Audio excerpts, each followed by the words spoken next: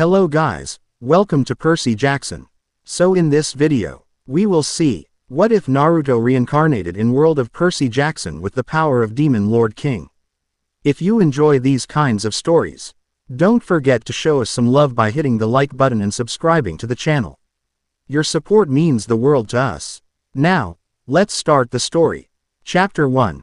Echoes of Another Life. The nightmare came again, as it always did. Naraku Uchiha bolted upright in bed, sweat plastering black hair to his forehead, azure eyes wide with phantom panic. His heart thundered in his chest like war drums. And for a moment, he swore he could feel multiple sources of energy churning within him, vast, ancient, and terrifying. Kurama. The unfamiliar name escaped his lips in a whisper. Dawn light filtered through cheap blinds, casting prison bar shadows across his small bedroom in the Foster family's apartment. New York City traffic already hummed 17 stories below, the ceaseless pulse of a city that never truly slept. Naraku pressed his palms against his eyes, trying to grasp the fragments of the dream before they slipped away entirely. A massive fox with 9 tails. A spiral symbol on a metal headband. Hands forming strange signs. A war. Sacrifice. And always that name, Naruto. For as long as he could remember, these dreams had haunted him. Doctors called it an overactive imagination. Therapists suggested repressed trauma. His foster parents worried it was some form of schizophrenia. None of them felt right to Naraku. The dreams were too consistent, too detailed, too real. Naraku, you're going to be late for school. Mrs. Foster's voice called from the kitchen, snapping him back to reality. Coming, he replied, swinging his legs over the side of the bed. He caught sight of his reflection in the mirror on his closet door, 16 years old, lean but muscular, with unruly black hair that seemed to defy gravity no matter how he tried to tame it.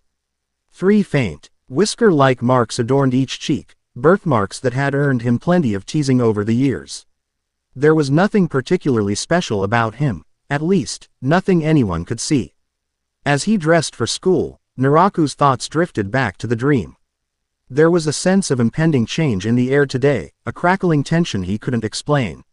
Something was coming. He could feel it. Good high school buzzed with the usual Friday energy, students counting down the minutes until weekend freedom, teachers trying desperately to maintain focus, the social hierarchy playing out across the cafeteria and hallways. Naraku kept to himself, as usual. He wasn't unpopular. Exactly. His natural athleticism and good looks prevented that, but there was AYS something that kept others at a distance. Like they could sense he didn't quite belong. Yo, Naraku. He turned to see Mike Gonzalez, one of the few people he considered a friend, jogging to catch up with him in the hallway. You're coming to Allie's party tomorrow, right? Mike asked, slinging an arm around Naraku's shoulders. Her parents are out of town, and her older brother's buying the beer. Naraku shrugged. Maybe. I've got that history paper due Monday. Dude, seriously, it's just Westover's class. Nobody cares about that. Mike's expression shifted suddenly, focusing on something over Naraku's shoulder. Whoa, check out the new kids. Naraku turned to look. 2 students he'd never seen before stood at the administrative office. A tall, athletic guy with black hair and sea green eyes who carried himself with casual confidence. Beside him, a blonde girl with intense gray eyes that seemed to be analyzing everything around her. There was something about them that immediately set Naraku on edge, a subtle alertness, like predators assessing territory. The blonde's hot, Mike commented, but she looks like she'd stab you for getting an answer wrong on a test. Narek, you couldn't shake the feeling that they were looking for something. Or someone. When the blonde girl's calculating gaze swept across the hallway and momentarily locked with his, a jolt of recognition shot through him, not that he knew her, but rather that she was like him somehow. Different. The warning bell rang, and Mike clapped him on the shoulder. See you in gym, he said before heading off to his next class. Naraku lingered a moment longer, watching as the 2 new students conversed quietly. The boy glanced in his direction, and for a brief instant, Naraku felt a strange sensation, like water responding to water. A resonance of power. Then the moment passed, and he hurried to his English class, unaware of the whispered conversation behind him. That's him, Annabeth Chase murmured to Percy Jackson. The energy reading is off the charts. But it's not like anything I've ever felt before. Percy nodded, his hand instinctively touching Riptide in his pocket. Not Greek. Not even a demigod, exactly. Whatever he is, Chiron was right to send us. Mr. Blofus's English class would have been Naraku's favorite period of the day if not for Derek Sloan. Captain of the wrestling team and dedicated tormentor of anyone he deemed beneath him, Derek had decided early in the semester that Naraku's freaky whisker things made him a prime target. "Hey, cat boy," Derek whispered from the seat behind him, flicking the back of Naraku's ear with a pencil. "Did you do the reading? Let me copy your notes." Naraku ignored him, focusing instead on Mr. Blofus's lecture about symbolism in Lord of the Flies. The teacher was one of the few adults at Good who seemed to genuinely care about his students, and Naraku respected him for it. The classroom door opened, and the blonde girl from earlier entered, handing a slip to Mr. Blofus. "Ah, yes, Mr. Blofus smiled warmly. "Class, we have a new student joining us. This is Annabeth Chase." Something flickered across Mr. Blofus's face. Recognition. But he schooled his features quickly. "Ms. Chase, we're discussing Lord of the Flies. There's an empty seat next to Mr. Uchiha." He gestured toward Naraku. As Annabeth made her way to the empty desk, Naraku noticed a beaded necklace around her throat, each bead uniquely decorated. She moved with athletic grace, and when she sat beside him, he caught a subtle scent like fresh architecture plans and lemon. "Hi," she said, offering a measured smile that didn't quite reach her eyes. "Nice to meet you." Before Naraku could respond, Derek leaned forward. "So, new girl, there's a party tomorrow night. I could pick you up." Annabeth gave him a look that could have frozen the East River. "I'm busy washing my hair. For the next year." She turned back to her notebook, effectively dismissing him. Naraku bit back a smile, earning a glare from Derek that promised retribution later. The rest of the class passed without incident, but Naraku couldn't shake the feeling of being watched. Whenever he glanced at Annabeth, she seemed absorbed in her notes, yet he had the distinct impression she was aware of his every movement. As the bell rang, Mr. Blofus called out, "Naraku, could you stay after class for a moment?" Naraku approached the teacher's desk as the other students filed out, including Annabeth, who lingered by the door until Mr. Blofus gave her a subtle nod. "Is everything okay, Mr. Blofus?" Naraku asked. The teacher studied him with unexpected intensity. "You've seemed distracted lately. Anything you want to talk about?" Naraku shifted uncomfortably. "Just not sleeping well. Bad dreams." Mr. Blofus nodded thoughtfully. "Dreams can be more significant than we realize, Naraku. Sometimes they're trying to tell us something important." There was an odd weight to his words, as if he knew more than he was letting on. "If you ever need to talk, Mr. Blofus continued, my door is always open. And," he hesitated, "be careful today. Sometimes the world isn't exactly what we think it is." Naraku nodded, thoroughly confused by the cryptic warning. "Thanks, Mr. Blofus." As he left the classroom, he noticed Annabeth had disappeared. So had the strange feeling of being watched. But in its place was something worse, a creeping sensation of wrongness, like the air before a violent storm. The gymnasium echoed with the sounds of sneakers squeaking on polis, head floors and basketballs bouncing as Naraku's gym class prepared for their basketball unit. Coach Hedge, a short, stocky man with a permanent scowl, blew his whistle with unnecessary force. "All right, cupcakes. 4 laps around the gym to warm up, then we're picking teams," he barked. As Naraku began to jog, he noticed the guy who'd been with Annabeth earlier, Percy, was now in his gym class, keeping pace beside him with ease. "You're Naraku, right?" Percy asked casually. "I'm Percy Jackson, just transferred in." "Yeah, I saw you this morning," Naraku replied, studying the other boy up close. Percy's eyes were even more striking, green like the sea during a storm, and ancient somehow, as if they'd witnessed centuries rather than years. "You know Annabeth." A small smile played on Percy's lips. "You could say that. We go to the same summer camp." He glanced around the gym, as if checking for something. "So, you lived in New York your whole life?" The question seemed innocuous enough, but Naraku sensed an underlying purpose. "As far back as I remember." Been in foster care since I was a baby. No memory of your parents. Percy pressed. Naraku's pace increased slightly with his growing discomfort. Why all the questions? Percy matched his speed effortlessly. Just making conversation. New kid trying to fit in. Before Naraku could respond, a commotion erupted from the bleachers. Mike, who'd been sitting out with a sprained ankle, was pointing toward the high windows that lined the upper portion of the gym wall. What the hell is that? He shouted. Naraku followed his gaze. A dark shape had appeared outside one of the windows, large, leathery, with gleaming red eyes that peered hungrily into the gymnasium. As he watched, the shape moved, revealing the silhouette of what looked impossibly like a woman with wings. Everyone get down. Percy's voice cut through the confusion, all pretense of casualness gone. In his hand, somehow, was a gleaming bronze sword. That definitely hadn't been there seconds ago. The window exploded inward in a shower of glass. 3 creatures swooped into the gymnasium, women from the waist up, but with leathery bat wings, brass talons, and glowing red eyes. Their mouths were filled with yellowed fangs, and they emitted a high-pitched screech that sent most of the students in Coach Hedge scrambling for cover. Furies, Percy muttered beside him. But why are they? One of the creatures locked eyes with Naraku and screeched, "There! The abomination! Lord Hades demands his presence." All 3 dive-bombed directly toward him. Naraku's body moved before his mind could process what was happening. He leapt backward with inhuman agility, flipping in midair to land in a defensive crouch 20 feet away. The movement felt natural, instinctive, like his body remembered something his mind had forgotten. Whoa, Percy breathed, clearly surprised by Naraku's reflexes.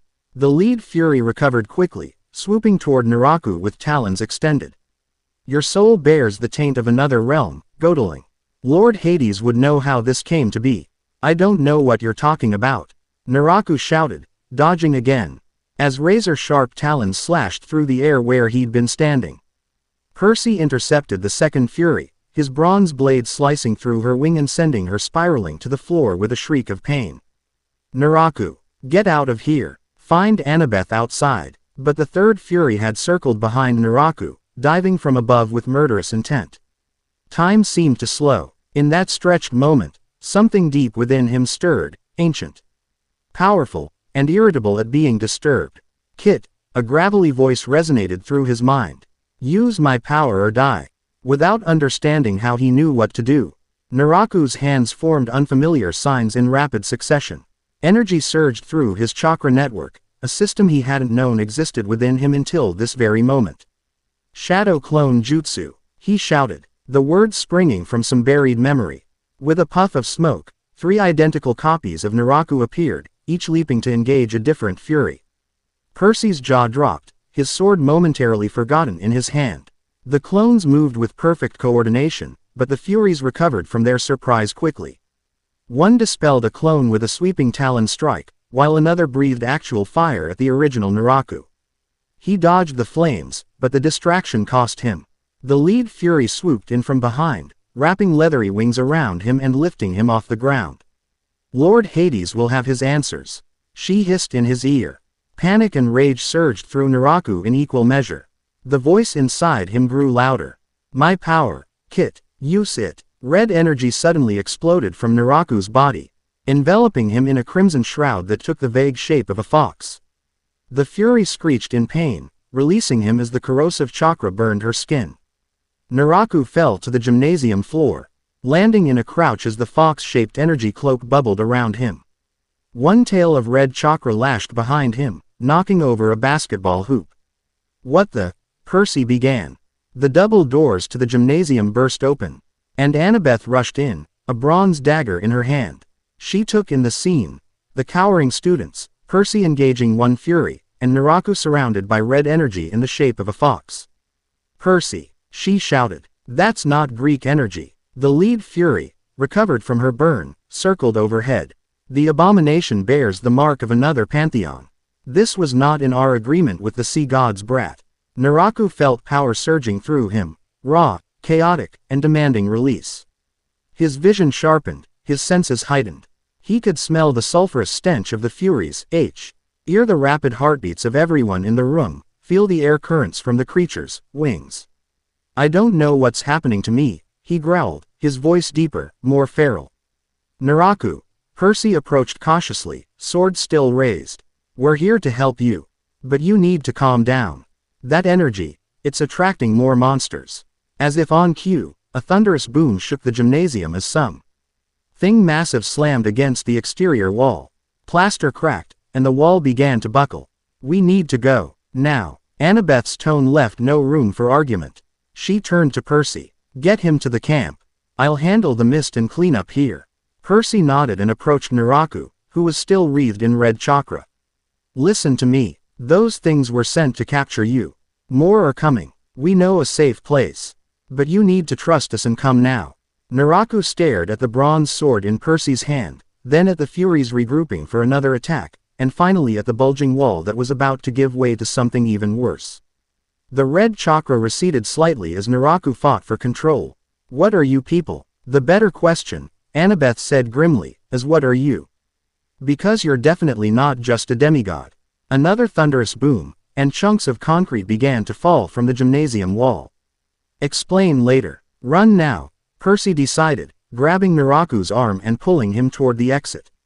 As they sprinted from the gymnasium, Naraku heard Mike's voice rise above the chaos. Did you guys see that? Naraku just went Super Saiyan or something. Then they were racing down the hallway, Percy in the lead. As behind them, something massive finally broke through the gymnasium wall with a roar that shook the foundations of Good High School. They burst from the school's main entrance onto the street, where a white van idled at the curb, the words, Delphi Strawberry Service, painted on the side. Get in. Percy shoved Naraku toward the van as the building behind them trembled. Whatever had broken through into the gymnasium was moving through the school, following their trail. As they reached the van, the driver's window rolled down, revealing a man with curly hair and a wispy beard. Percy, what in Hades is happening? The extraction was supposed to be quiet. Change of plans, Grover, Percy replied, yanking open the van's side door and pushing Naraku in. Our new friend here isn't exactly what Chiron thought. Naraku scrambled into the van's back seat, his mind reeling. Will someone please tell me what's going on? What were those things? Why did they call me an abomination? And how did I? He looked down at his hands, still feeling the echo of that strange red energy. Furies, Percy explained, climbing in beside him. Servants of Hades, god of the underworld. And as for what you did, he exchanged a look with Grover. We're not entirely sure. That's not any kind of godly power we've seen before. Gods, like Greek mythology. Naraku's voice rose in disbelief. A tremendous roar erupted from the school, followed by screams and the sound of metal lockers being crushed. Drive, Grover, Percy urged. The van lurched into motion, SW. Irving into New York traffic as something massive burst through the front doors of Good High School behind them, a creature with the head of a bull and the body of a man, standing at least 8 feet tall. Is that a minotaur? Naraku pressed his face against the window in shock. The minotaur, Percy corrected, a strange mix of dread and determination in his voice. He and I have history. He's gaining on us. Grover bleated, an actual goat-like sound that momentarily distracted Naraku from the charging monster. Did you just? Naraku began. Satyr, Grover explained over his shoulder, swerving to avoid a taxi. Half human, half goat, and right now, trying to save all our lives, so questions later, okay. The Minotaur had spotted their van and was charging down the street, cars screeching and colliding as drivers panicked at the sight of the massive beast. Why can they see it? Naraku asked, noting the reactions of pedestrians and drivers. The mist is thin around powerful events, Percy explained, readying his sword, and whatever that red energy was, it punched a hole right through it. The van swerved onto the FDR Drive, heading north along the East River. The Minotaur was falling behind, but in the side mirror, Naraku saw it commandeer a pickup truck, tossing the driver out and somehow squeezing its massive frame behind the wheel. We've got company, he warned. Percy looked back and cursed in what sounded like ancient Greek. Grover, we need to get off the highway. He's driving now, and we're too exposed. On it, Grover replied, cutting across 3 lanes of traffic to take an exit ramp. Earning a chorus of honks and curses from other drivers. As they careened through the streets of Manhattan, Naraku's head pounded. Fragmented memories flashed through his mind, hands forming signs, energy focusing, techniques with strange names. I think, he began hesitantly, I think I know how to fight these things. There's something inside me, memories are powers that aren't mine, but also are. Quote, Percy studied him with those ancient sea-green eyes. Chiron suspected you might be a special case. Demigods sometimes have unusual abilities, but what you did back there. He shook his head. That was something else entirely. What's a demigod? Naraku asked, though part of him already suspected the answer.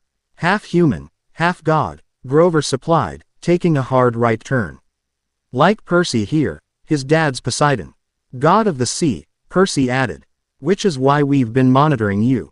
There was a surge of energy near the East River last month that Chiron, our camp director, thought might be a powerful demigod awakening. But your energy signature is complicated. A thunderous crash interrupted them as the Minotaur's stolen pickup slammed into a delivery truck behind them, creating a shortcut through the resulting carnage. He's gaining on us, Grover warned. Something stirred in Naraku's consciousness, a presence both alien and familiar. The gravelly voice from before returned. Stronger now. Let me help, Kit. You don't yet remember how to access your full power, but I do. Who are you? Naraku whispered. I am Kurama, the nine-tailed fox. In another life, we were partners. That life ended, but somehow, we've begun anew in this strange realm of gods and monsters. Naraku, who are you talking to? Percy's concerned voice broke through his internal conversation. The van swerved violently as the Minotaur's pickup rammed them from behind. Grover fought for control, but they were forced onto a side street, then into an industrial area lined with warehouses. The van skidded to a halt in a dead end. We're trapped, Grover bleated anxiously. The Minotaur's pickup screeched to a stop, blocking the only exit. The beast emerged, snorting clouds of steam in the cool autumn air, its massive axe gleaming wickedly. Stay in the van, Percy ordered, opening his door. I've beaten him before. Percy. No, Grover began, but the Son of Poseidon was already stepping out to face the monster, sword raised. Naraku watched as Percy confronted the Minotaur, bronze sword gleaming in the afternoon light. The demigod moved with incredible skill, dodging the first axe swing and countering with a slash that drew a line of golden ichor across the beast's chest. But the Minotaur was stronger than it had been in their previous encounters.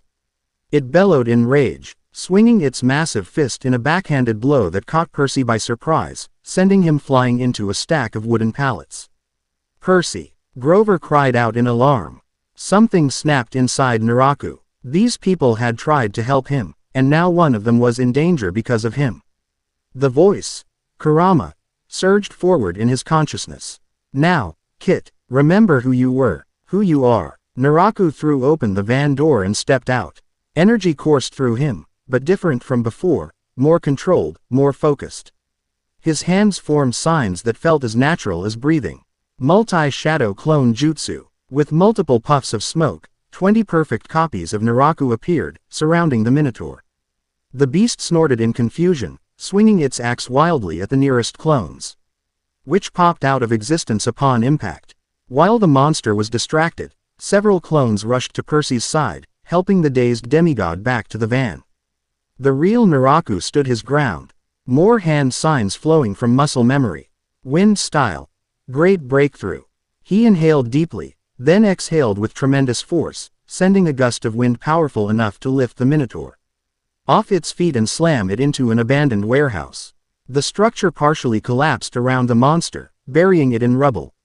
Naraku didn't wait to see if it would emerge. He sprinted back to the van where Grover was helping a stunned Percy into the passenger seat. How did you? Percy began, wincing as he touched a gash on his forehead.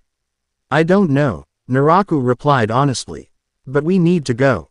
Now. Grover didn't need to be told twice. The van reversed, then sped down the street as rumbling from the collapsed warehouse indicated the Minotaur was far from defeated. Where are we going? Naraku asked as Grover navigated back toward the main road. Long Island, Percy answered, pressing a square of what looked like lemon bar against his wound. Amazingly, the gash began to close. There's a place there called Camp Half-Blood. It's safe for people like us, well, like what we thought you were. And what am I? Naraku pressed. Percy and Grover exchanged glances. We don't know, Percy admitted. But Chiron will. He's been around for thousands of years. If anyone can figure out why you can create copies of yourself and shoot wind from your mouth, it's him. The rest of the drive passed in tense silence, broken only by occasional updates from Annabeth via what Percy called an iris message, a shimmering rainbow that somehow showed the blonde girl's face as she dealt with the aftermath at good. As they left the dense urban sprawl of New York behind, Naraku felt the voice of Kurama receding into the background of his consciousness, but not before it left him with a final message. Rest now, Kit. When you reach this camp, we'll talk more. Your memories will return in time, but know this, you were once Naruto Uzumaki, the greatest shinobi of the Hidden Leaf Village. And somehow, we've been given a second chance in this world of gods and monsters.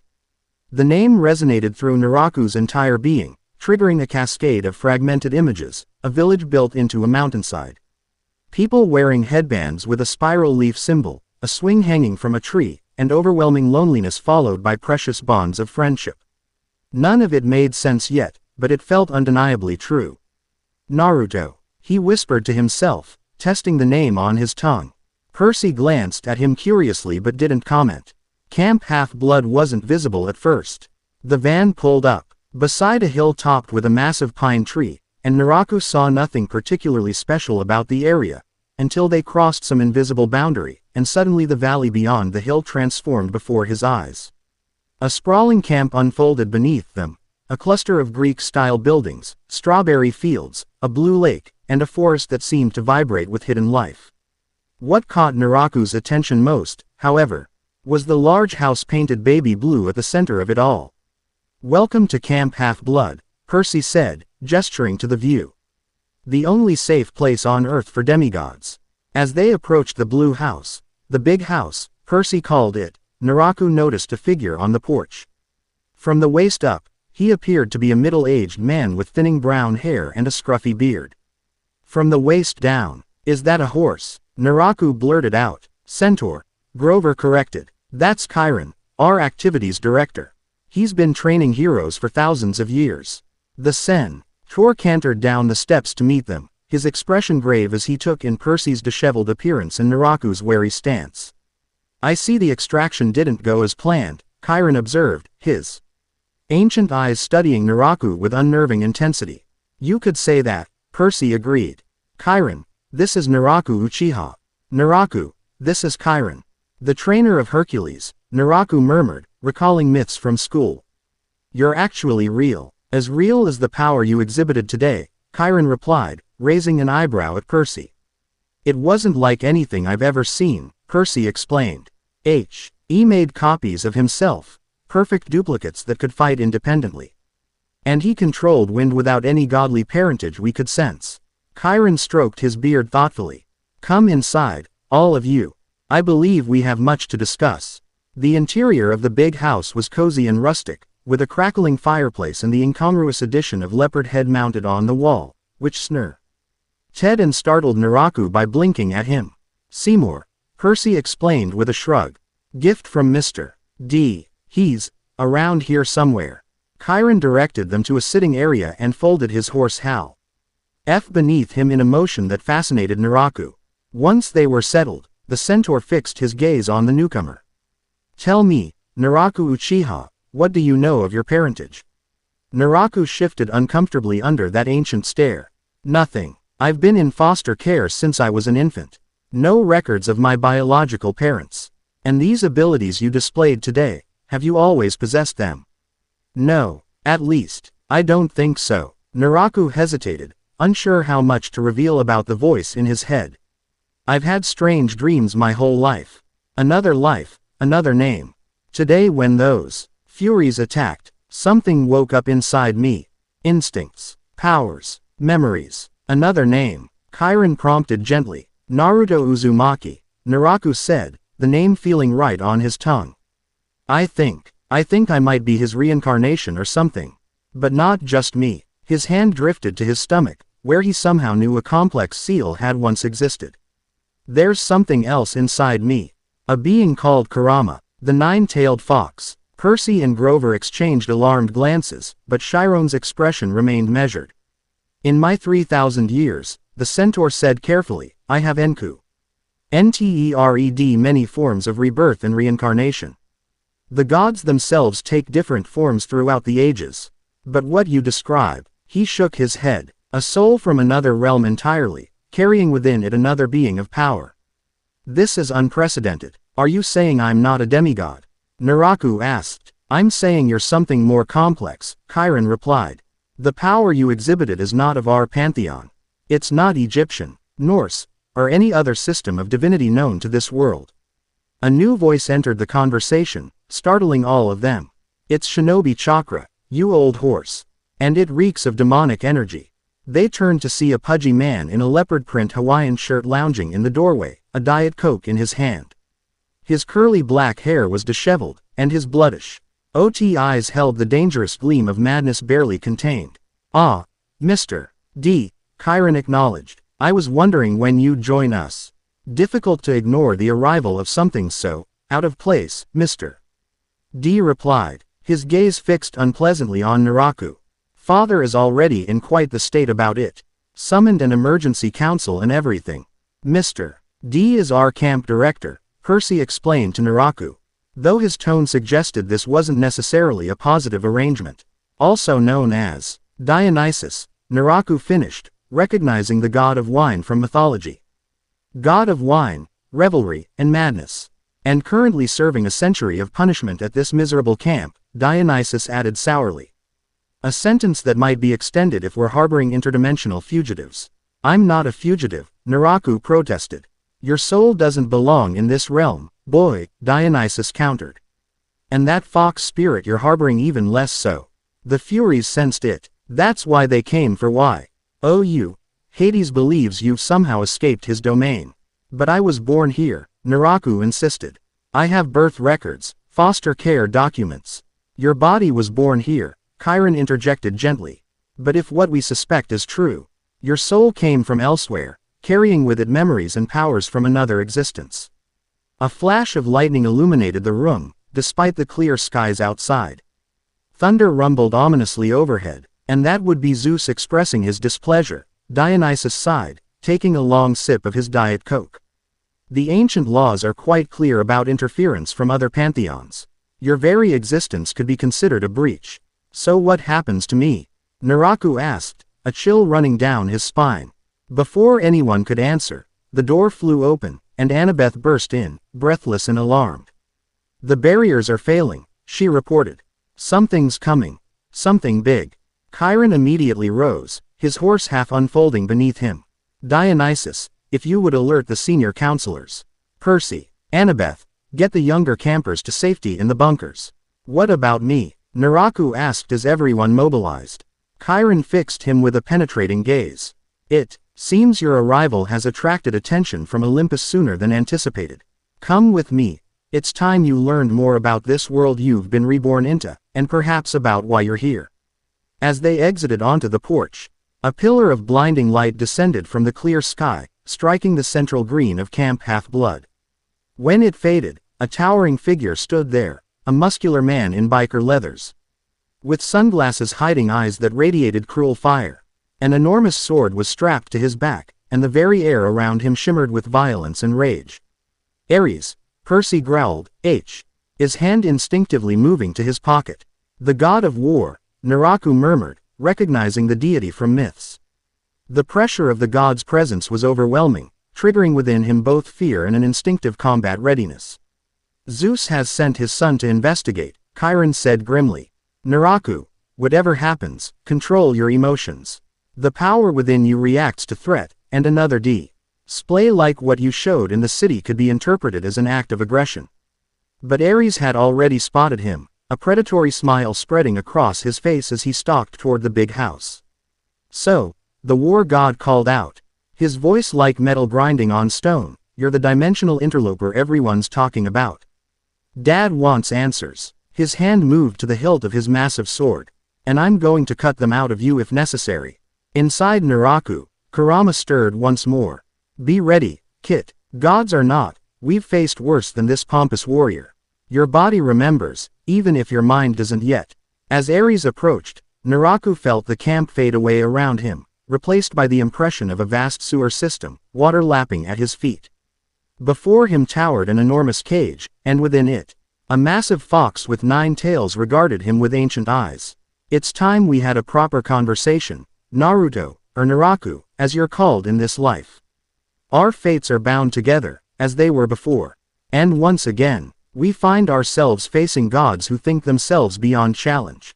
Naraku blinked, and the vision faded, reality reasserting itself as Ares drew closer, bloodlust radiating from him in palpable waves.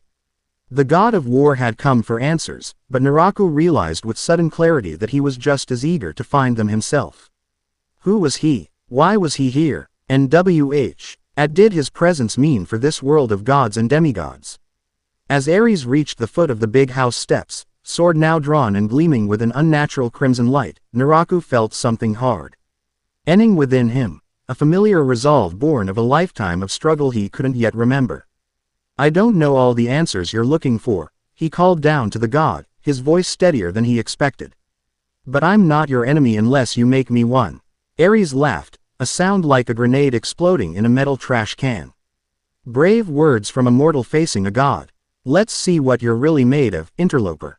As the god of war charged the steps, Naraku felt Kurama's chakra surge through his system, ready to meet divine power with demonic energy. Whatever happened next would forever change his place in this world of myths and legends, a world where somehow, impossibly, he had been given a second chance at life. And this time, he wasn't alone. He had Kurama, he had these strange new allies. And most importantly, he had the growing certainty that his arrival in this world was no accident, but destiny. Chapter 1 End. Chapter 2. Kingdoms Collide. The god of war charged up the steps of the big house, his massive sword leaving trails of crimson energy in its wake. Time seemed to slow for Naraku as instinct and muscle memory took over. His hands formed signs: serpent, ram, monkey, boar, horse, tiger, chakra molding within him with practiced ease despite his conscious mind not fully understanding the process. Fire style. Fireball jutsu. Naraku inhaled deeply and exhaled a massive sphere of roaring flames that engulfed Ares completely. Campers gasped and backed away from the intense heat. For a moment, Naraku thought he might have actually harmed the god. Then Ares stepped through the flames untouched, a predatory grin on his face. So the rumors are true, the war god said, continuing his advance. You wield fire without being a child of Hephaestus. You create duplicates without being blessed by Hecate. Your power isn't Greek. He twirled his sword, which means you don't belong here. Percy moved to intervene, but Chiron placed a restraining hand on his shoulder. This is a test, the centaur murmured. Watch. Ares lunged with god-like speed, his blade a blur of motion. Naraku's body reacted instinctively, sidestepping the thrust with milliseconds to spare. The sword embedded itself in one of the big house's columns, splitting the wood like paper. Before Ares could free his weapon, Naraku's fist connected with the god's jaw in a devastating uppercut. The impact sent shockwaves through the air, and to everyone's astonishment, including Naraku's, Ares staggered backward, golden ichor trickling from the corner of his mouth. Impossible, Annabeth whispered from nearby. No demigod should be able to. He's not just a demigod, Percy reminded her, watching with wide eyes. Ares recovered quickly, his sunglasses knocked askew to reveal eyes that literally burned with flames. You dare strike a god? His voice was low, dangerous. The air around him shimmered with rage so intense it was visible, a red aura of battle lust. You attacked me first, Naraku replied, settling into a fighting stance that felt natural despite having no memory of learning it. I'm just defending myself. Inside his mindscape, Kurama's voice rumbled with approval. Good reflexes, Kit. Your body remembers the training even if your mind doesn't. This arrogant deity is powerful, but we've faced gods before. The war god abandoned his embedded sword and raised his hands. The ground around him cracked as spectral weapons began to materialize. Spears, axes, maces, all hovering in the air, poised to strike. Ares. Chiron's voice cracked like thunder. You were sent to investigate. Not to destroy half the camp. Stay out of this, Centaur, Ares growled, his eyes never leaving Naraku. Zeus commanded me to assess the threat. I'm assessing. The floating weep. Ons launched toward Naraku in a deadly barrage. Again, his body moved with impossible speed and grace, dodging and weaving between the projectiles. He leapt high into the air, his hands forming more signs. Shadow Clone Jutsu. 5 duplicates appeared around him, each intercepting different weapons. As they were struck, they disappeared in puffs of smoke, but they'd served their purpose, buying the real Naraku time to counter. More chakra, Kurama urged. Show this, God, what true power looks like. Red energy began to seep from Naraku's body, forming the now familiar fox-shaped shroud. One tail of chakra manifested behind him. Then a second, the power growing exponentially. Ares hesitated, sensing the shift.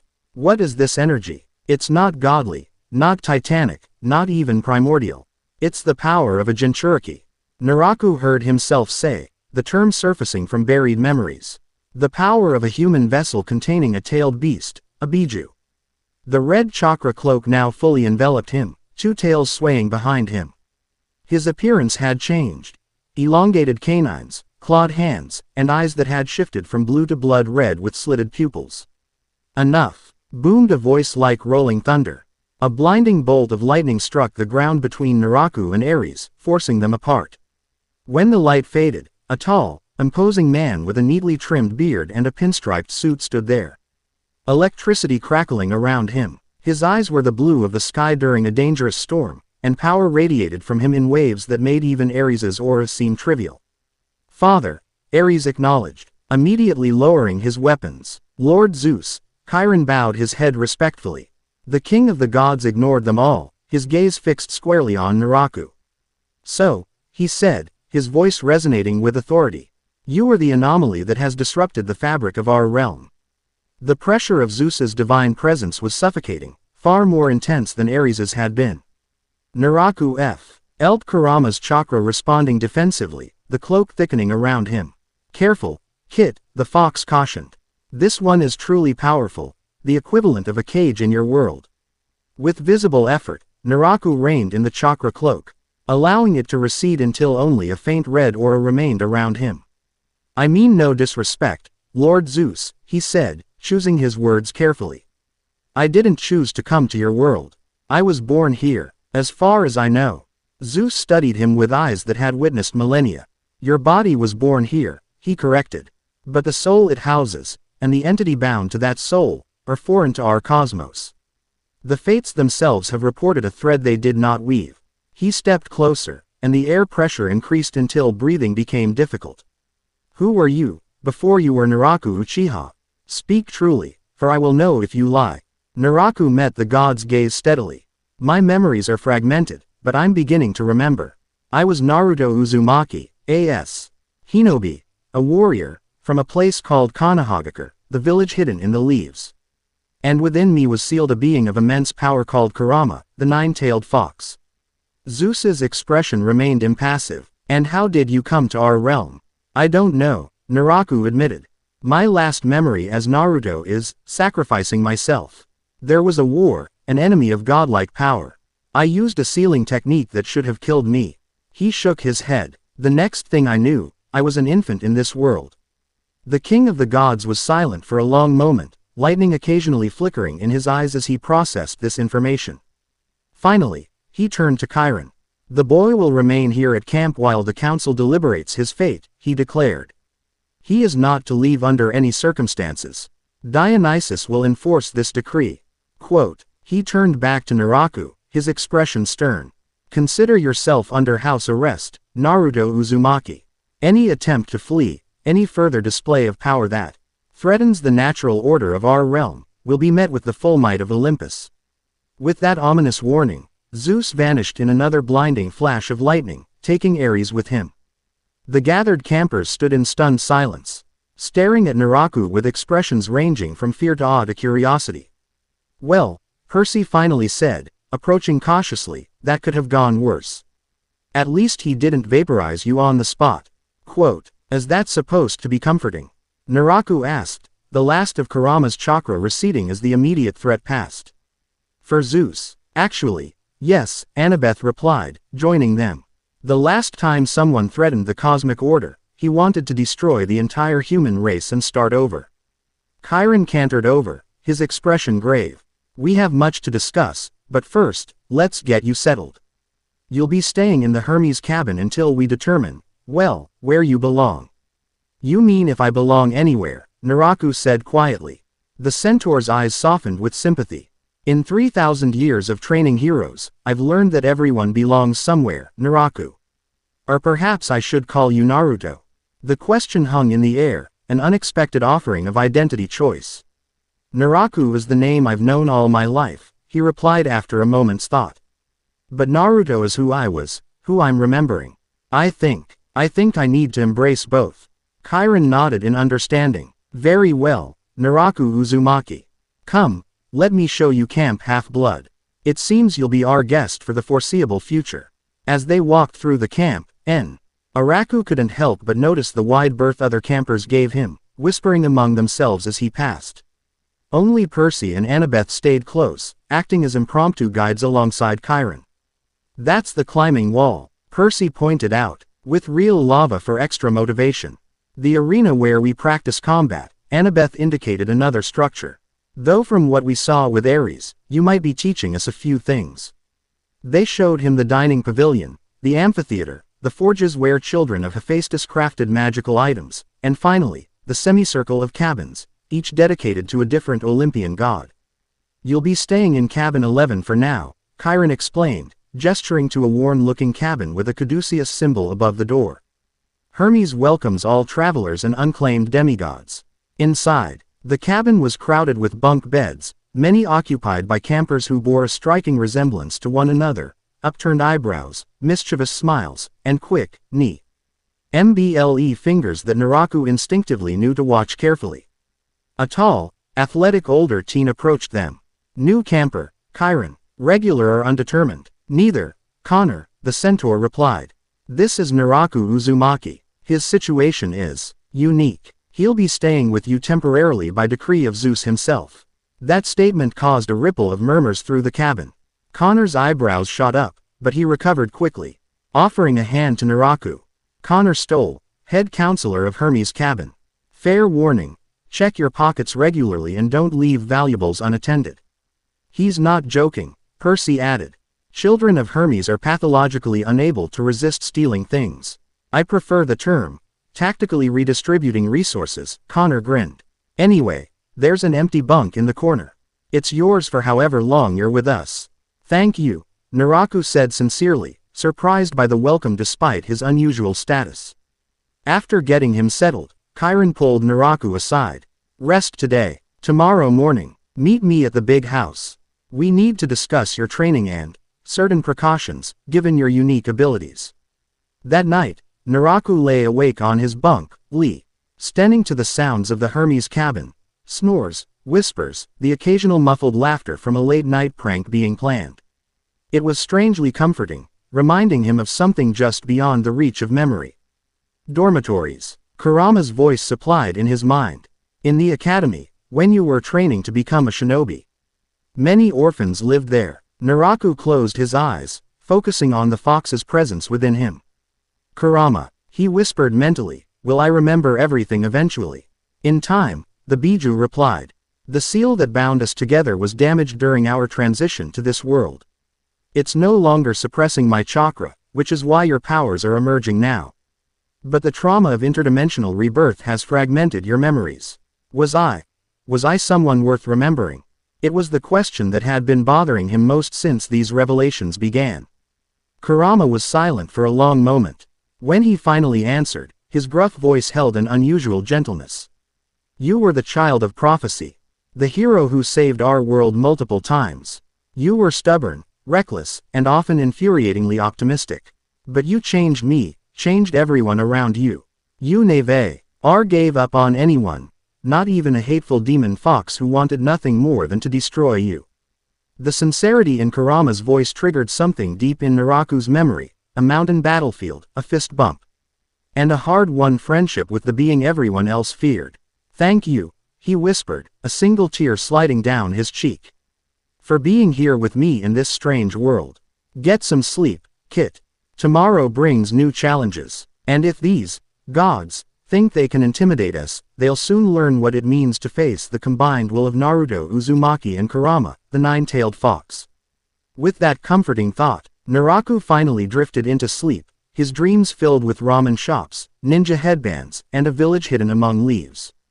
The next morning, Naraku woke before dawn, his body instinctively following a training regimen he didn't consciously remember.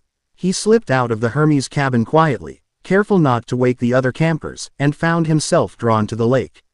The water was still and mirror-like in the pre-dawn light, mist hovering just above its surface. Naraku stood at the edge, looking at his reflection, black hair instead of blonde, but the same whisker marks, the same determined blue eyes. On impulse, he stepped onto the water's surface, chakra automatically flowing to his feet to keep him from sinking. Walking on water felt natural, instinctive.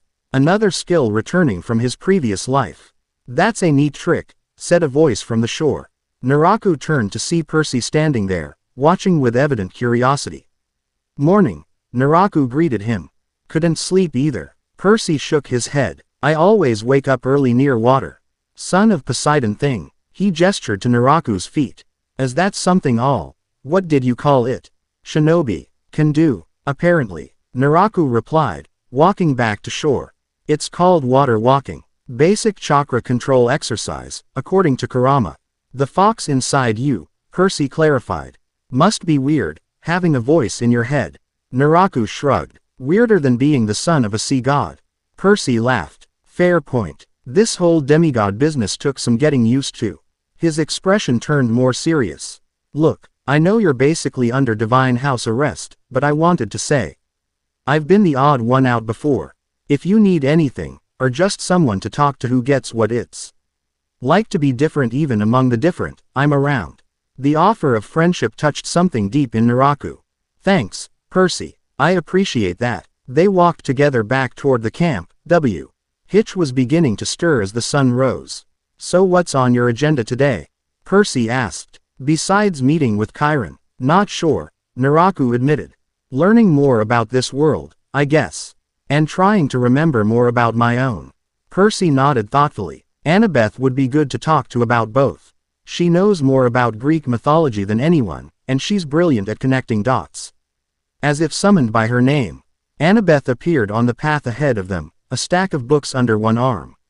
There you are, she called to Percy, then noticed Naraku. Oh, good, you're both here. Save me a trip to the Hermes cabin. What's up? Percy asked. Annabeth held up the books.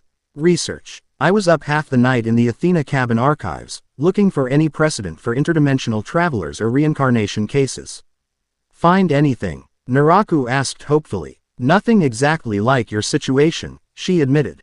But there are parallels. Souls have crossed between different hological domains before. Greek to Egyptian, Norse to Roman. And there are legends of heroes being reborn, though usually within the same cosmic framework. They reached the dining pavilion, where campers were gathering for breakfast. Naraku noticed the stares and whispers following him, more intense than the previous day. Word travels fast, he observed quietly.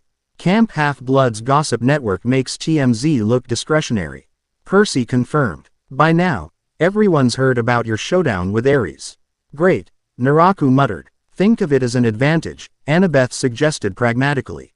No one's going to mess with the guy who stood up to the god of war. After breakfast, where Naraku was introduced to the camp tradition of sacrificing a portion of food to the gods, he reported to the big house as instructed.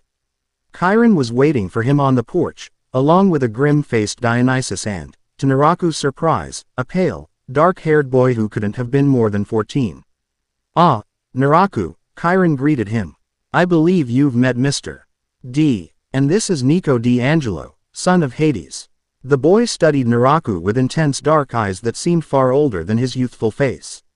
So, you're the one causing all the commotion in the underworld. The underworld, Naraku repeated. Nico nodded. My father's realm. He sensed your arrival months ago, a soul that didn't pass through his domain. Yet carries the essence of death and rebirth. He's been trying to track you down ever since. Is that why the Furies attacked me? Naraku asked. Partly, Nico confirmed. But there's more to it. There's something about your energy, or rather, the energy of the entity inside you, that resembles the aura of Tartarus itself. Tartarus, Chiron explained, seeing Naraku's confusion, is the deepest part of the underworld, where the most dangerous monsters and enemies of the gods are imprisoned. Great, Naraku muttered. So Hades thinks I'm harboring an escaped prisoner from Greek hell. More like he's concerned about the precedent, Nico clarified. If souls can enter our world without passing through the proper channels, it undermines the entire cosmic order. Dionysus snorted. What the boy is too polite to say is that you're a walking diplomatic incident, Nicholas Uchiha. Naraku, Chiron corrected gently. Whatever, the wine god waved dismissively. The point is, Zeus has ordered a full investigation. Which means, he fixed Naraku with bloodshot eyes that momentarily glowed purple. You need to prove you're not a threat to Olympus. How do I do that? Naraku asked. Nico stepped forward. My father has proposed a solution. You come to the underworld voluntarily, submit to examination by the judges of the dead, and if they determine you're not a threat, Hades will advocate for you to the Olympic Council. And if they decide I am a threat? Naraku asked, though he suspected he knew the answer. Then your soul will be contained in the fields of punishment, Nico stated bluntly. But it won't come to that, he added quickly. I've spoken with my father extensively. He's not unreasonable, just cautious. Some might say paranoid, Dionysus muttered. When do I need to decide? Naraku asked, trying to process this development. Soon, Chiron replied, but not this moment. Hades has granted a week for you to consider the offer and prepare yourself. Prepare how? Naraku frowned. Training, the centaur explained.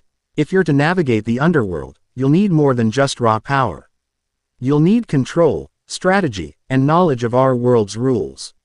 I'll help with that, Nico volunteered. No one knows the underworld better than me. Well, except my father and Persephone, I guess. Dionysus drained his Diet Coke with a sigh. Well, while you're all planning this delightful excursion to my uncle's dreary domain, I'll be informing Olympus. He fixed Naraku with a final warning glare.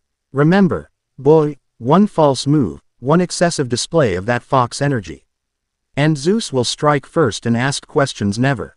With that cheerful reminder, the wine god vanished in a puff of purple smoke that smelled faintly of grapes. Don't mind Mr. D, Chiron advised. His manner is acquired taste. Like 500-year-old wine that's turned to vinegar, Nico muttered. Despite the gravity of the situation, Naraku found himself smiling at the young demigod's irreverence. Thanks for the offer of help, Nico. I think I'm going to need it. The next few days fell into an intense training routine. Mornings were spent with Chiron, learning about Greek mythology, the Olympians, and the complex politics of the divine world. Afternoons, Percy worked with him on combat techniques, finding the fascinating middle ground. Air shinobi tactics could complement demigod fighting styles. Your reflexes are insane, Percy commented after their third sparring session, during which Naraku had consistently anticipated his moves. Even with Riptide, which most monsters can't even see coming, you're always one step ahead. Shinobi training, Naraku explained, helping Percy up after a particularly effective sweep kick. According to Kurama, I spent years developing battle instinct. Well, it shows, Percy admitted, rolling his shoulder. Though I still have the advantage in water. To demonstrate, he summoned a wave from the nearby lake, dousing Naraku completely. Very mature, Jackson, Naraku sputtered, but he was laughing. Evenings were dedicated to underworld preparation with Nico.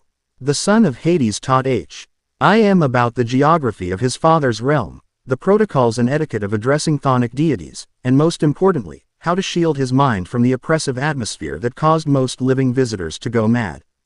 The key is maintaining your sense of self, Nico explained as they sat by the campfire one night.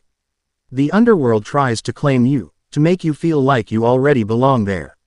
You have to resist without fighting, acceptance without submission. Throughout it all, Naraku continued to experience flashbacks and memory fragments, each one adding another piece to the puzzle of his former life. He remembered teammates named Sakura and Sasuke, a mentor with silver hair named Kakashi, a father figure called Iruka, and countless battles against increasingly powerful enemies. It's like watching someone else's highlight reel, he confided to Annabeth as she helped him document these memories. I know it's me, but it also feels distant, like a movie I saw once. Psychology of reincarnation is fascinating, she replied, jotting notes in a journal. In most myths, souls drink from the river Lethe before rebirth, erasing all memories of their previous lives. But you retained fragments, and now they're returning. I wonder if it's because of Kurama's presence, anchoring your original identity. The girl is perceptive, Kurama commented in Naraku's mind. Our chakra bond transcends normal soul transitions. When you died sealing Kagaya, my energy protected your core essence, allowing it to remain intact during the rebirth process. Kurama thinks you're right, Naraku relayed. He says our connection preserved parts of who I was. Annabeth's gray eyes lit up with intellectual curiosity. Fascinating. That implies a metaphysical framework where conscio, USNESS and energy are interrelated but distinct. It's almost Cartesian in concept, but with Eastern philosophical undertones. If you say so, Naraku chuckled, finding her enthusiasm endearing. By the 5th day of training, Naraku had made remarkable progress. He could now consciously access most of his shinobi abilities without Kurama's direct intervention, though the more powerful techniques still required the fox's chakra. He had also learned enough about Greek mythology to navigate basic conversations with the gods, should the need arise. Most importantly, he'd begun to form genuine bonds with the demigods around him. Percy and Annabeth had become true friends.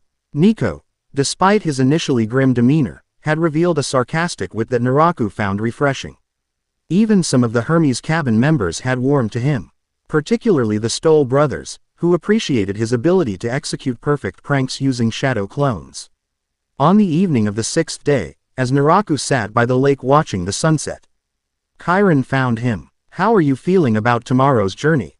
The centaur asked, folding his horse legs beneath him to sit beside Naraku. Ready as I'll ever be, Naraku replied.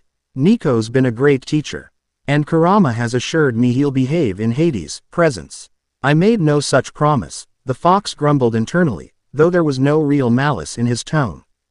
Chiron nodded approvingly. You've adapted remarkably well to all this. Most demigods take months to come to terms with their new reality. You've done it in a week. Naraku shrugged. I guess why. I've already died and been reborn in another dimension. Finding out Greek gods exist seems less shocking by comparison. A comfortable silence fell between them as they watched the sun sink below the horizon, casting golden light across the lake's surface. Chiron, Naraku finally asked, what do you think will happen? Really? Do you believe Hades will advocate for me? The ancient trainer considered the question carefully. Hades is complex. Unlike his brothers, he tends to take the long view. If he determines you pose no threat to cosmic balance, then yes, I believe he will support your case. He paused. But prepare yourself for a difficult audience. The Lord of the Dead is not known for his warmth or forgiveness. Great pep talk, Naraku said dryly. Chiron smiled. You remind me of many heroes I've trained over the millennia, Perseus, Theseus, Achilles. They too faced journeys to the underworld, and they too were nervous the night before. How'd it work out for them? Naraku asked. They became legends. Chiron replied simply. As I suspect you will too, Naraku Uzumaki, regardless of what tomorrow brings. With that comforting thought, the centaur rose and left Naraku to his contemplation. As darkness fell over Camp Half-Blood, he found himself thinking not of the challenges ahead, but of the friends he'd made and the memories he'd recovered. Whatever came next, he wouldn't face it alone. The entrance to the underworld, as it turned out, was in Los Angeles, specifically, in a recording studio called DOA Recording Studios in a nondescript building on Valencia Boulevard. DOA. Dead on arrival, Naraku noted as their small group approached the building. Subtle. The gods aren't known for their subtlety, Percy replied. You should see the entrance to Olympus. It's literally the Empire State Building. Their quest party consisted of Naraku, Percy, Annabeth, and Nico. Chiron had insisted that Naraku not travel alone, and since Percy and Annabeth had experience in the underworld, they were the natural choices to accompany him. Nico, of course, was essential as their guide and intermediary with his father. Getting across the country had been an adventure in itself. Zeus's ban on Naraku leaving camp had required special dispensation, finally granted after much divine bureaucracy. They'd traveled by Pegasus to a train station, then taken the Tr.Ain as far as Chicago before switching to a series of buses to complete the journey. Throughout it all, they'd been hypervigilant for monster attacks, but strangely, none had come. "It's quiet," Annabeth had remarked suspiciously. "Too quiet. Hades has temporarily called off his forces," Nico explained. "He wants you delivered intact for questioning." Now, standing before the entrance to the underworld, Naraku felt a strange mixture of dread and anticipation. Inside him, Kurama was unusually quiet, seemingly assessing the divine energy that permeated the area. "Ready?" Nico asked, hand on the door. Naraku nodded. "As I'll ever be." The lobby of DOA recording studios was dimly lit and crowded with transparent figures, spirits of the dead waiting for passage to the underworld proper. A tall man in an expensive Italian suit stood behind the reception desk, his skin so pale it was almost blue, and dark sunglasses covering his eyes despite the already dim lighting. "Ah, young Master D'Angelo." The man greeted Nico with a slight incline of his head. "And guests, living guests, no less. How irregular." "Karen." Nico nodded in return. "My father is expecting us." "Indeed," Karen replied, his gaze shifting to Naraku. "Especially this one. I can sense it now. A soul not processed through our system, yet bearing the weight of death." "Fascinating." He reached beneath the counter and produced a keycard. "Direct passage, as ordered by Lord Hades. The elevator awaits." As they crossed the lobby toward the elevator, the spirits of the dead parted before them, their transparent forms shimmering with a mixture of envy and curiosity. Naraku could feel their hollow gazes following him specifically. "They sense something different about you," Nico explained quietly. "A soul that cheated the normal cycle intrigues them." The elevator doors closed behind them, and instead of going down as Naraku expected, they began to ascend. Then the car shuddered, and Naraku felt a lurching sensation as if they were suddenly moving sideways, then down, then sideways again. The lights flickered, and for a brief moment, the elevator walls became transparent, revealing a vast, dark chasm stretching out in all directions. "Welcome to the border of the underworld," Nico announced as the elevator finally stopped and the doors slid open. They stepped out onto a black sand beach beside a wide, oily river. The air was stale and cold, and a greenish light emanated from somewhere overhead, casting everything in a sickly glow. In the distance loomed massive black gates, beyond which Naraku could make out various landscapes, fields of asphodel, gardens of jeweled flowers, and much farther away, something that glowed with red malevolence. "The river Styx," Percy indicated the oily water. "Don't touch it, trust me." Speaking from experience, Naraku asked. "I took a swim in it once," Percy admitted. "Nearly killed me, but it gave me the curse of Achilles for a while, invulnerability, except for one weak spot." "You don't have it anymore." Percy shook his head. "Lost it when I crossed into Roman territory." "Long story." A skeletal ferryman waited at a dock, his boat ready to transport them across the Styx. Nico handed him a pouch that clinked with what sounded like gold coins. "My father's palace is on the far side," he explained as they boarded. "We'll bypass most of the security checkpoints since we're with me, but stay alert. The underworld doesn't take kindly to the living, especially those who don't belong." As the boat began its journey across the black waters, Naraku felt a pressure building in his mind, the oppressive atmosphere Nico had warned him about, trying to convince him he was already dead, that he should accept dissolution into the realm of Hades. "Pathetic." Kurama's voice cut through the mental fog. "We've withstood the combined tailed beast bomb of 8 Biju. This glorified cemetery's attempt at mental manipulation is amateur by comparison."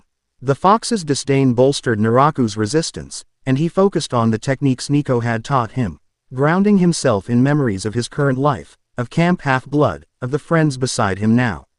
"You're doing well," Nico noted, seeing his concentration. "Most living visitors start screaming by now." "Comforting," Annabeth muttered. The boat docked at a black obsidian quay, and they disembarked. Before them stretched a wide path leading directly to Hades' palace, a massive structure of black marble and bronze, surrounded by gardens of precious metals and gemstones. Skeletal guards in ancient Greek armor stood at attention, their empty eye sockets following the group's progress. Nice place, Percy commented, trying to lighten the mood. Real cheerful. My father appreciates aesthetic consistency. Nico replied with the faintest hint of a smile. As they approached the palace gates, Naraku sensed something watching them, not the skeletons or the three-headed dog he see. Old sea lounging in the shadow of the wall, but something more primordial, its attention focused specifically on him. It senses me, Kurama growled. The essence of this realm recognizes a kindred darkness. Something's wrong, Naraku murmured to the others. We're being watched. Nico frowned, scanning their surroundings. Not by anything I recognize. And in my father's realm, that's concerning. They reached the palace gates, which swung open silently at Nico's approach. The entrance hall beyond was vast, the ceiling lost in shadows, with braziers of green fire providing eerie illumination. Their footsteps echoed as they followed Nico deeper into the palace, past rooms filled with ghostly servants and skeletal guards.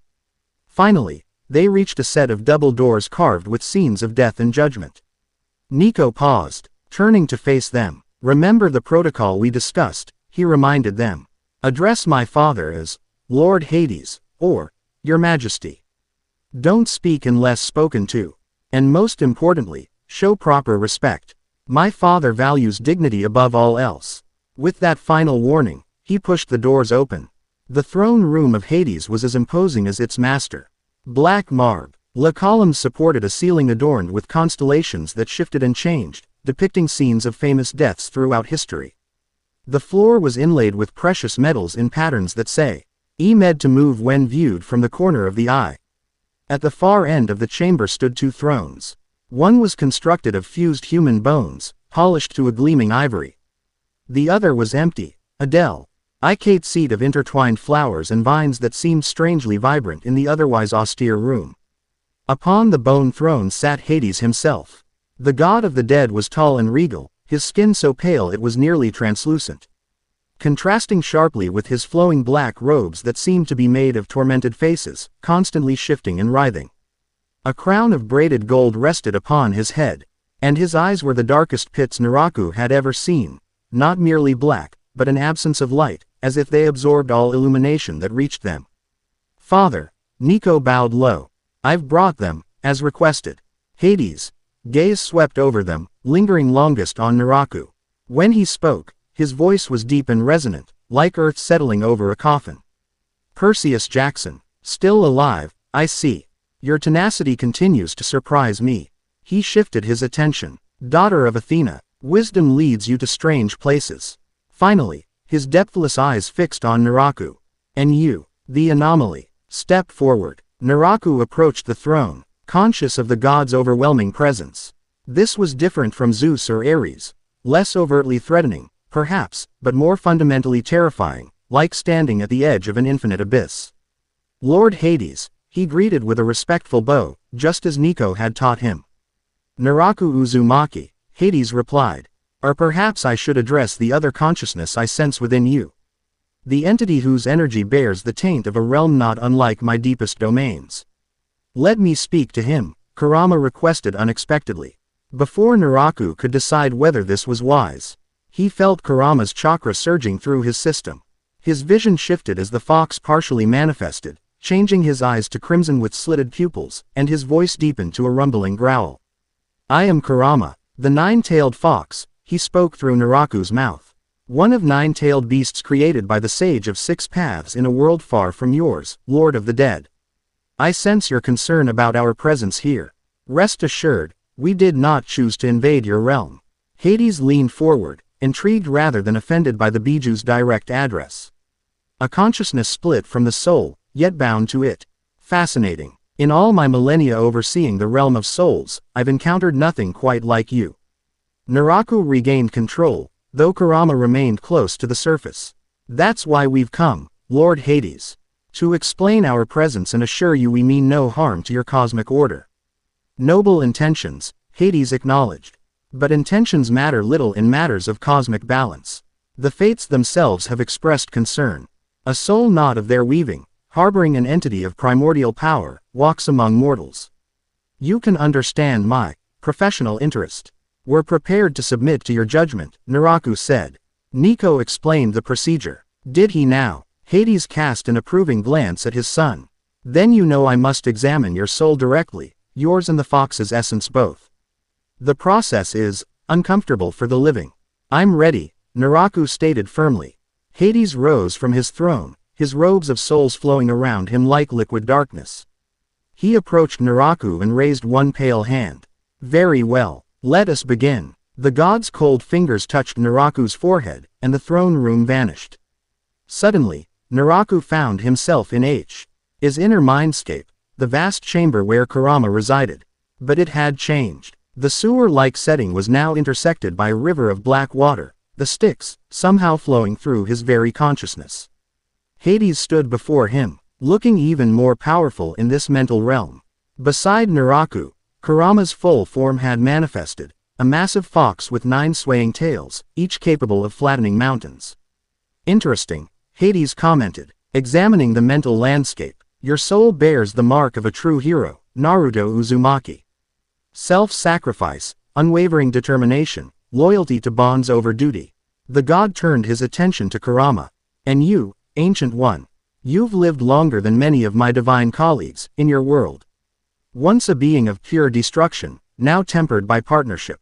He sounded almost approving. What does this mean for us? Naraku asked. It means, Hades replied, that you did not seek to circumvent my domain deliberately. Your arrival here was the result of forks beyond even divine control, a cosmic accident, if you will. The mindscape dissolved, and they were back in the throne room. Hades returned to his throne, his expression thoughtful. I will advocate for your continued existence in our realm, he announced, with conditions. You will swear upon the river Styx to never use your powers to overthrow Olympus or disrupt the cycle of life and death. In return, you will be granted amnesty and sanctuary. Relief washed through Naraku. I swear it, Lord Hades. Neither I nor Kurama will. A tremendous boom interrupted him, shaking the entire palace. Dust and small pieces of obsidian rained from the ceiling. Father, Nico asked, alarmed. Hades' expression darkened. Something breaches my domain, something that should not be. The palace trembled again, more violently this time. The braziers flickered, and for a moment, the green flames died completely before reigniting. Impossible, the god of death whispered, a hint of genuine concern in his voice. Nothing enters the underworld without my awareness. A skeletal guard burst through the throne room doors, its jaw clacking urgently as it delivered its message in a language Naraku couldn't understand. Python, Hades translated, rising from his throne. The ancient enemy of Apollo has breached the outer defenses, leaving a trail of destruction through Asphodel. And he's heading directly for this palace. Python, Percy asked. I thought Apollo killed that thing thousands of years ago. Monsters never truly die, Jackson, Hades replied grimly. They reform eventually. Thon has been regenerating in the deepest pit of Tartarus for millennia. But he shouldn't have the power to escape, let alone penetrate this far into my realm. Another impact rocked the palace, closer this time. He seeks the fox, Hades realized, looking at Naraku. Python feeds on raw power, and your friend contains energy unlike anything in our world. A perfect feast for a primordial serpent. We need to leave, Annabeth urged. Get back to the surface. Too late, Nico warned, drawing his Stygian iron sword. Look. Through the open doors, they could see the entrance hall beyond. A massive shape was moving through the shadows, something serpentine and immense, with scales that gleamed like oil on water. Stand behind me, Hades commanded, summoning his helm of darkness, a crown of pure terror that made the god's already imposing presence nearly unbearable. Even weakened, Python is beyond the abilities of demigods. But Naraku stepped forward instead, feeling Kurama's chakra responding to the threat. With respect, Lord Hades, he said, this creature came for me. Let me help fight it. Before the god could respond, Python burst into the throne room, a serpent larger than any anaconda. With a head the size of a car and scales that shifted colors like a toxic oil slick. Its eyes glowed with ancient malice, and when it opened its mouth, multiple forked tongues flicked out, tasting the air. The vessel, it hissed in a voice like escaping steam. I taste the power within you, little mortal. Ancient power, not of this world. How deliciously unique. You dare enter my domain uninvited. Hades boomed, darkness gathering around him like a storm cloud. Your realm is weak, death god, Python mocked. Weakened by your treaties with Olympus, by your softened heart. Its gaze returned to Naraku. I will feast on the fox spirit and gain power beyond any deity's comprehension. It lunged with shocking speed, jaws wide to swallow Naraku whole. Percy leapt forward, riptide slashing at the serpent's hide, but the blade merely glanced off the shifting scales. Annabeth's dagger fared no better, and even Nico's Stygian iron sword left only shallow cuts. Hades Sue, mond waves of darkness that momentarily slowed Python, but the serpent seemed to absorb the energy, growing slightly larger with each attack. He's feeding off our power, the god realized. Every divine attack makes him stronger. Then let's try something decidedly non-divine, Kurama suggested to Naraku. Naraku nodded, hands already forming signs. Shadow clone jutsu. A dozen duplicates appeared, surrounding Python and drawing its attention in multiple directions. The serpent struck at one, which poofed out of existence, confusing the monster momentarily. What manner of magic is this? It hissed. Not magic, Naraku replied, completing another sequence of hand signs. Ninjutsu. Rasengan. A spiraling sphere of chakra formed in his palm, compact but containing enormous rotational energy.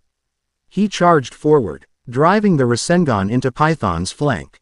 The impact created a grinding, drilling effect that penetrated the creature's scales, drawing a shriek of pain and surprise. It worked, Annabeth exclaimed. Chakra isn't divine energy, so it doesn't strengthen him. Python recovered quickly, however, its massive body whipping around to slam into Naraku, sending him crashing into a column. The impact would have killed a normal human, but Naraku's enhanced durability allowed him to stagger back to his feet. We need more power, he gasped to Kurama. Then let's give it to him, the fox agreed. Red chakra erupted around Naraku, forming the now familiar cloak. One tail manifested, then a second, and finally a third, more than he'd ever accessed in this lifetime. His features became more feral, claws extending from his fingers, and his whisker marks deepening until they were black slashes across his cheeks. Now that's more like it, Percy approved, readying another strike with Riptide. Annabeth, Nico. Target the wound Naraku created. The demigods coordinated their attack, Percy drawing Python's attention while Annabeth and Nico struck at the vulnerable spot exposed by the Rasengan. Hades, meanwhile, had begun chanting in ancient Greek, his hands weaving complex patterns in the air. What's he doing? Naraku asked Nico as they regrouped for another assault. Containment spell, the son of Hades replied. If we can weaken Python enough, my father can bind him. Python seemed to realize the danger.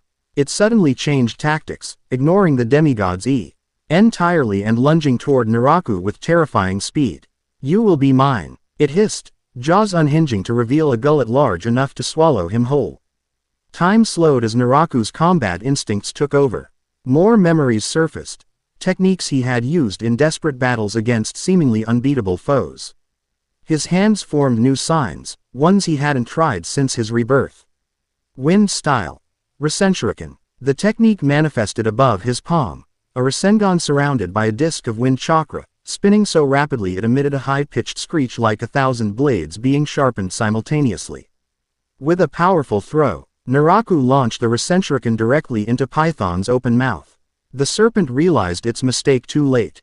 The technique detonated inside its throat, expanding into a vortex of microscopic wind blades that shredded the monster from the inside out. Python's death throes were catastrophic. Its massive body thrashed, bringing down columns and sections of the ceiling. The very foundations of the underworld seemed to shudder as the ancient creature dissolved into golden dust that, strangely, did not scatter but instead hung suspended in the air. Everyone back, Hades commanded, his spell reaching its crescendo.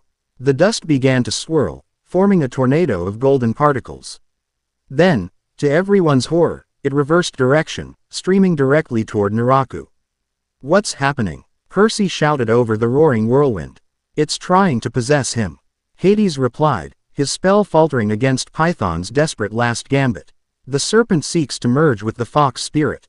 Naraku felt Python's essence battering against his mental defenses, seeking entry to his mindscape where Kurama resided. The fox was fighting back, but the serpent was ancient and cunning, probing for weaknesses. I can't hold it back much longer, Naraku warned, dropping to one knee as the mental assault intensified.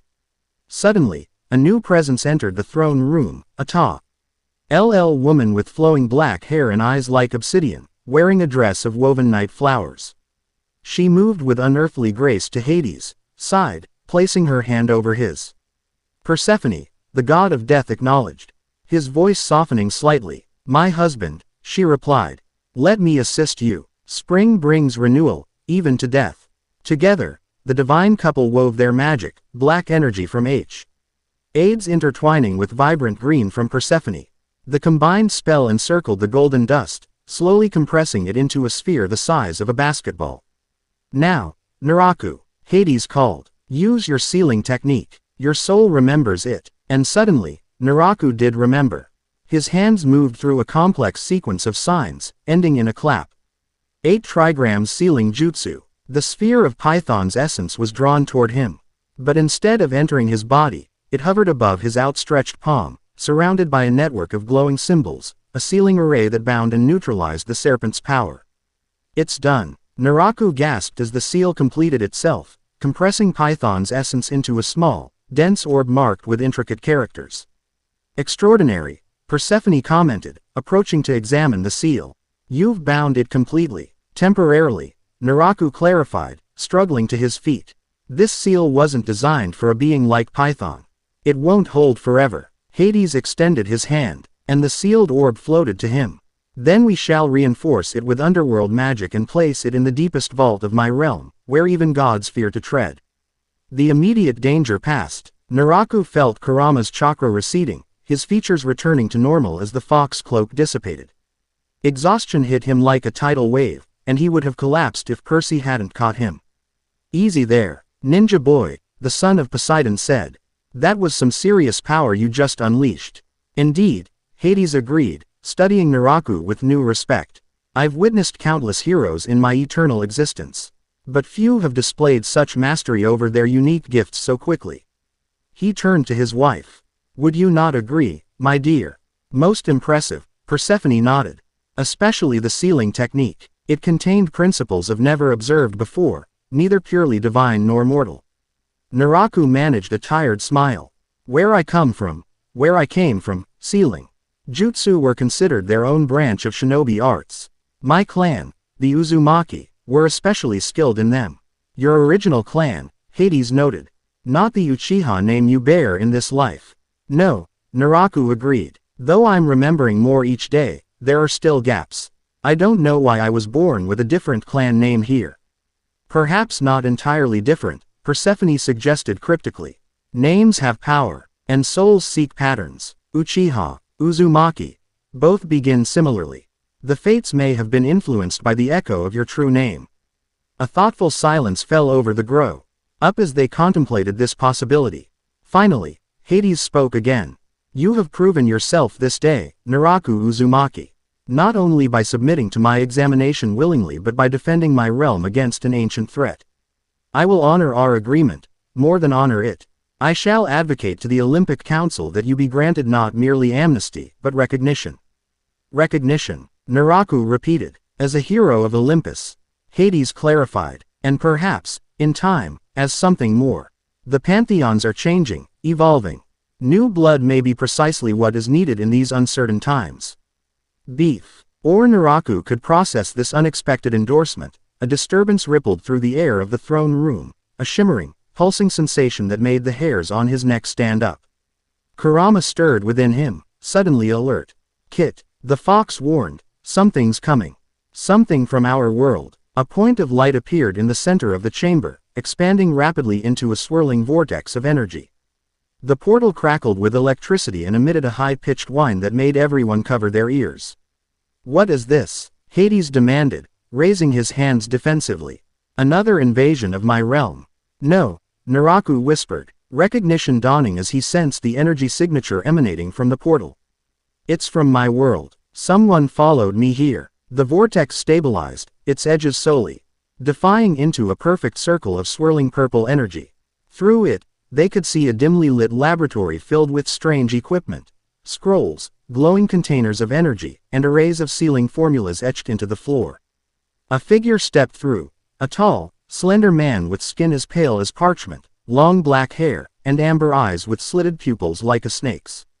He wore a traditional kimono-like garment and moved with unsettling grace, as if his body didn't quite follow the normal rules of anatomy. "Naruto-kun," the newcomer greeted, his voice silky and menacing. "How wonderful to see you again after all these years. Or should I say, Naraku?" His thin lips curved into a smile that never reached his reptilian eyes. "I've been searching for you for quite some time." Recognition hit Naraku like a physical blow, memories flooding back with such intensity that he staggered. "Orochimaru," he breathed, the name carrying with it a cascade of emotions, fear, anger, and a complex history he was only now remembering. "The snake Sanin," Kurama growled within him. "One of your most dangerous enemies. Be on guard, Kit." "You know this intruder?" Hades asked sharply, darkness gathering around him once more. "He's from my world," Naraku confirmed, never taking his eyes off Orochimaru. "A dangerous shinobi who experimented with immortality techniques and forbidden jutsu. But how did you find me? How did you get here?" Orochimaru chuckled, the sound utterly devoid of warmth. "Always so direct, Naruto-kun. Some things never change, even across dimensions." He gestured to the portal behind him. "As for how, when you sacrificed yourself to seal Kagaya, the dimensional rupture created a unique energy signature, one I've spent years learning to track. Your chakra has always been distinctive, especially with the 9 tails inside you." His snake-like gaze swept around the throne room, taking in the demigods and gods with clinical interest. "What fascinating new friends you've made. So different from our world. Yet I sense tremendous power here. Power ripe for research." "You will conduct no research in my domain, Serpent," Hades stated coldly. "You stand before Hades, god of the dead, and you have entered my realm uninvited." Orochimaru regarded the god with unsettling calm. "A god of death? How intriguing. My old teammate Tsunade would find your existence philosophically challenging." He performed a shallow, mocking bow. "Forgive the intrusion, Lord Hades. I merely came to retrieve what belongs to our world." "I don't belong to you or that world anymore," Naraku stated firmly. Stepping forward, "I died there. I was reborn here. This is my home now." "Is it?" Orochimaru asked silkily. "Yet you still use our jutsu. You still house the 9 tails. And your soul, your true soul, is that of Naruto Uzumaki, the hero of Konoha." His smile widened. "Besides, I'm not the only one who's been searching for you. There are others who would very much like to see you again. Sakura, Kakashi, Sasuke." The names sent fresh waves of memory through Naraku, his team, his precious people. For a moment, he faltered, emotion threatening to overwhelm him. "You're lying," he managed finally. "You don't care about reuniting me with friends. What do you really want, Orochimaru?" The snake Sanin shrugged elegantly. "Perhaps I've changed in the years since you've been gone. Perhaps I've developed a sentimental streak." His expression hardened suddenly. "Or perhaps I simply cannot allow the power of the 9 tails to remain in a foreign dimension, potentially setting the delicate balance of our own world. The shinobi world survived without us for 16 years, Naraku countered. "Barely," Orochimaru replied, all pretense of pleasantness vanishing. E-power vacuum left by your disappearance and the sealing of Kagaya created opportunities for those with vision. The 5 great nations teeter on the brink of another war. Your return could prevent it." Percy stepped forward, riptide gleaming in his hand. "Nice sales pitch, but Naraku stays if he wants to stay." "Percy Jackson, son of Poseidon," Orochimaru said, surprising them all with his knowledge. "Yes, I've been observing this world for some time before opening the portal. Learning its rules, its players." His gaze shifted to Annabeth, then Nico. "Daughter of Athena, son of Hades. Quaint that you believe you have any say in this matter." With blinding speed, he struck, not at Naraku, but at Percy, his neck extending impossibly as he lunged snake-like across the chamber. Percy barely had time to raise Riptide before Orochimaru was upon him. But Naraku was faster. A flash of yellow light, and suddenly he stood between Percy and Orochimaru, blocking the snake's attack with a kunai that had materialized in his hand. Flying Raijin Jutsu, Orochimaru noted, retracting his neck to normal length. The fourth Hokage's technique. You've been remembering more than I anticipated. Naraku himself was stunned. The teleportation technique had come instinctively, without conscious thought, another fragment of his previous life's abilities returning at the moment of need. Leave my friends alone, he warned. Red chakra beginning to seep from his body once more. Friends, Orochimaru repeated, eyebrow raised. You've known them, what, a week? Compare that to the bonds forged through years of battle alongside your true comrades. Sakura, who has never stopped searching for a way to bring you back. Kakashi, who visits your memorial stone daily. Sasuke, who named his firstborn son after you. The words hit Naraku like physical blows. Memories flooded his mind. Missions with Team 7, training with Jiraiya, battles fought side by side with shinobi he'd grown to love as family. He manipulates you with truth wrapped in deception, Kurama warned.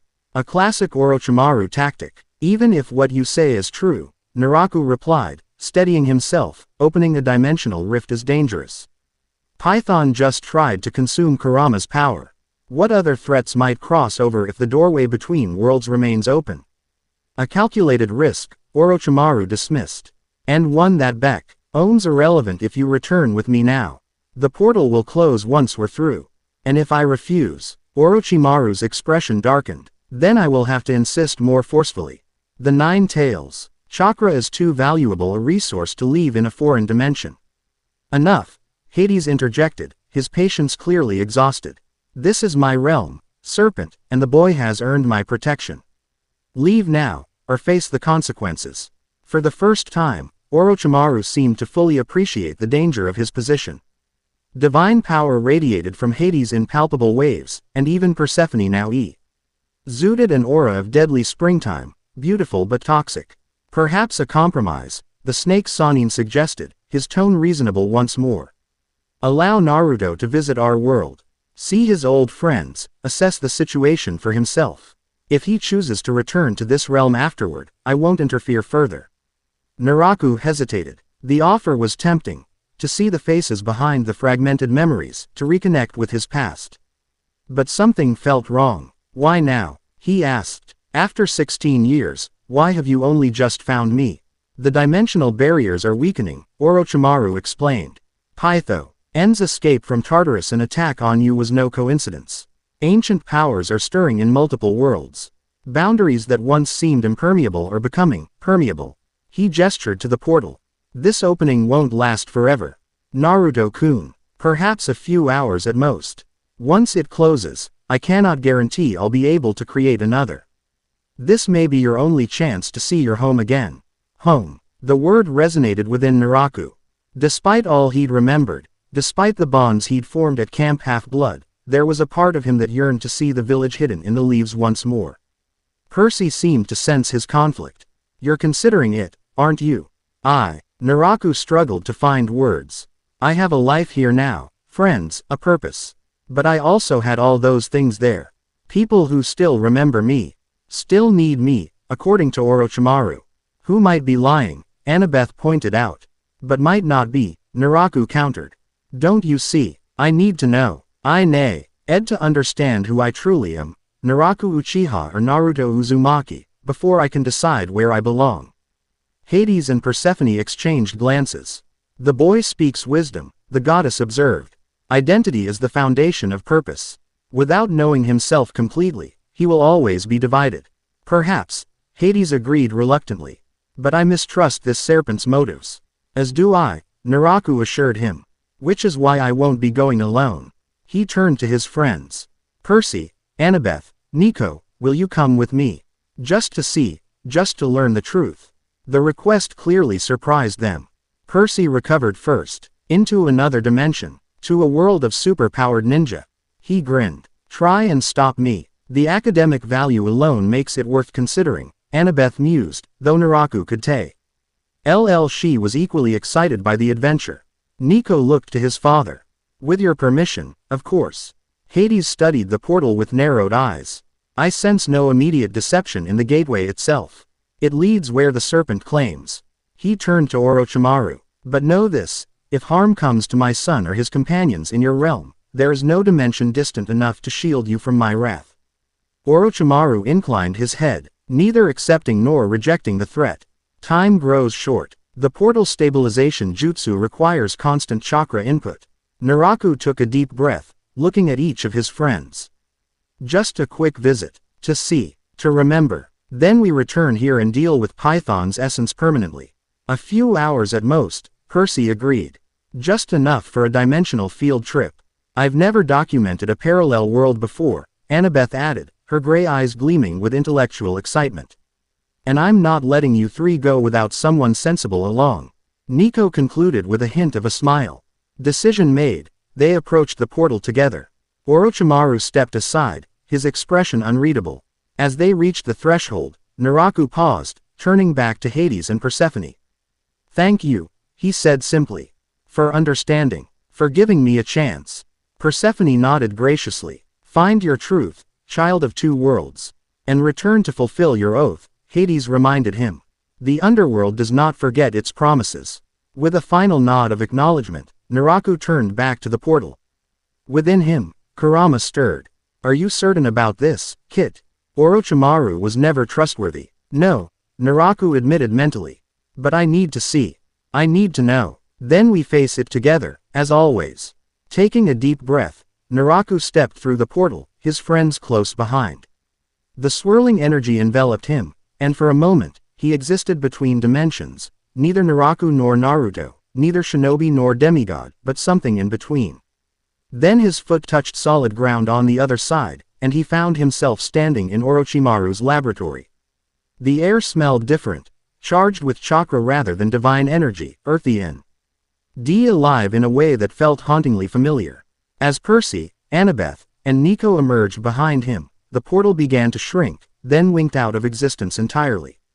Orochimaru stepped through last, his thin lips curved in a satisfied smile. Welcome home, Naruto Uzumaki, the snake Sannin said. Or perhaps I should say, welcome back to the world of shinobi, where gods walk among mortals in a very different way. Through a high window, Naraku could see mountains in the distance, and carved into them, 5 massive stone faces overlooking a sprawling village. The sight triggered a flood of memories so intense he gasped. Konohagakure, the village hidden in the leaves. Home. But even as nostalgia washed over him, a cold realization settled in his stomach. The portal was gone. Orochimaru's expression was too satisfied. And the laboratory around them was lined with sealing tags that Naraku suddenly recognized, chakra suppression formulae, specifically designed to contain a Jinchuriki. They had walked into a trap. Percy, he said quietly, not taking his eyes off Orochimaru, remember when I said this would be a quick visit? Yeah, I think I may have miscalculated. As if on cue, the laboratory door opened, and several figures entered, shinobi wearing masks and dark clothing. Anbu Black Ops, Naraku's returning memory supplied. But their headbands bore an unfamiliar symbol, not the leaf of Konoha, but a stylized eye. The council awaits, Lord Orochimaru, one of them stated. They're eager to examine the Nine Tails Jinchuriki and his guests. Excellent, Orochimaru replied, his eyes never leaving Naraku's. I believe our dimensional travelers will find this new shinobi world quite educational. So much has changed in 16 years, after all. As the Anbu surrounded them, Naraku exchanged determined glances with his friends. They had faced gods and monsters together. Now they would face a world of shinobi, political intrigue, and the mystery of why Orochi Maru had gone to such lengths to bring him back. Whatever happened next, one thing was certain, their adventure had only just begun. 2 worlds, 2 identities, 2 destinies now intertwined in ways even the fates themselves couldn't have predicted. Naraku Uzumaki, once the hero of one world, now potentially the bridge between two, felt Kurama's chakra stirring within him, ready for whatever challenges lay ahead. And somehow, despite the danger, despite the deception, a part of him felt more alive than ever. The Demon King had returned to the world of ninja, bringing the children of gods with him. The consequences would reshape both realms forever. Chapter 2 End.